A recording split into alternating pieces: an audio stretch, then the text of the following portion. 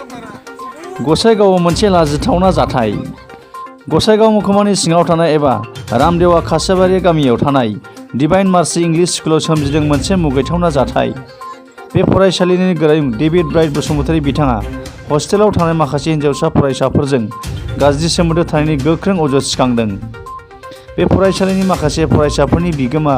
एबा गार्जेनफोरा फोरमायथिनाय बायदिब्ला जाथायखौ फरायसाफोरा फोरमायनानै लानायनि उनाव फरायसालियाव थांना नायबिजिरनाय जादोंमोन आरो गोरायुं बिथाङा गावबो नंगौ होननानै फोरमायना लानायनि गेजेरजों रोखायै मिथिनो मोनो।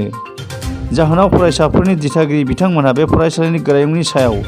साबखाथा पुलिस थानायाव गांसे एजाहार होयो आरो बेबायदि फोरोंगिरिखौ आयेननि गेजेरजों गोख्रों साजा होनांगौ होनना दाबि खालामनायजों लोगोसे बेबायदि सुबुंनि थाखायनो गासैबो फोरोंगिरिफ्रानो लाजिनो गोनां जानायसै होनना गोख्रों रावजों सोंखारियो।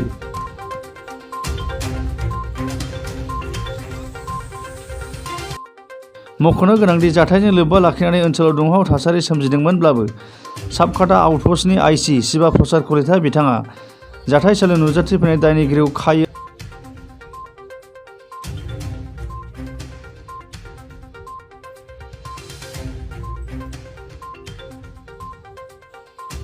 आरो गामियारि रायजो राजाफोर जोंनि बे रामदेव एरिया स्कुलनि नामा जाहैबाय डिभाइन मार्सि इंलिश स्कुल। दिनै जोङो गोबां समनि सिगां जोङो बे स्कुलखौ रामदेव एरिया हिसाबै गथ' गथायखौ फोरोंलांनो थाखाय जोंनो रायलायलायनायनि गेजेरजों बे स्कुलखौ जों गायसनहोनाय जादोंमोन। नाथाय फैयै फैयै दिनै नैबे 2022 सन दिनै खय थारिख 11 थारिख बिनि गेजेराव दाखालि जानुवारि मासनि गेजेरनिफ्राय मोनसे बेले बेजे जों खोनानो मोन्दों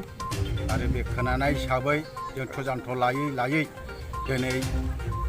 जोङो स्रायै जोङो मिथिनो मोनबाय जे नैबे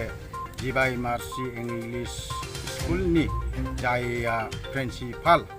प्रिन्सिपाल बाबुआ सासे उन्दैसा गथ'जों जे मोनसे रेप केस हिसाबै दिनै जोङो खबरा मोननायखाय जों दिनैसो स्रा मिथिनो मोनबाय आरो बेजों मिथिनायजों लोगोसेयैनो दिनै जों रायजो राजाफोर आरो लोगोसे आन्सलिक प्लास इउनिट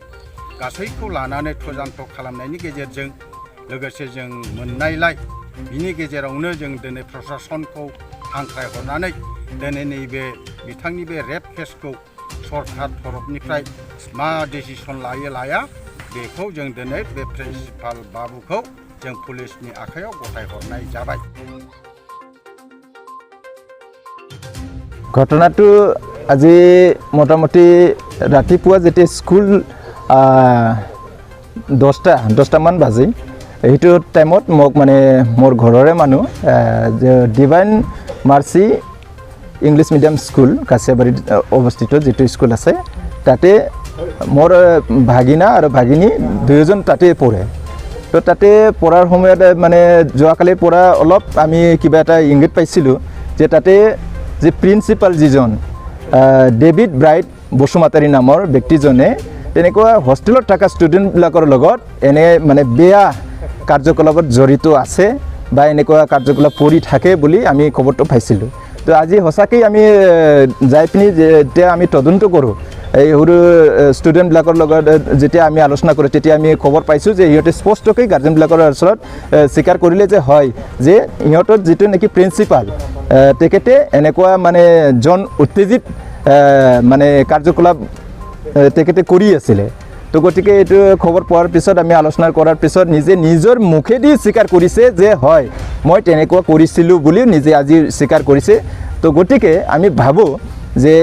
আইনীভাৱে যিটো শাস্তি পাব লগা আছে সেই শাস্তিটো যেন প্ৰশাসনে কৰে তাৰ কাৰণে আমি আহ্বান জনাইছোঁ।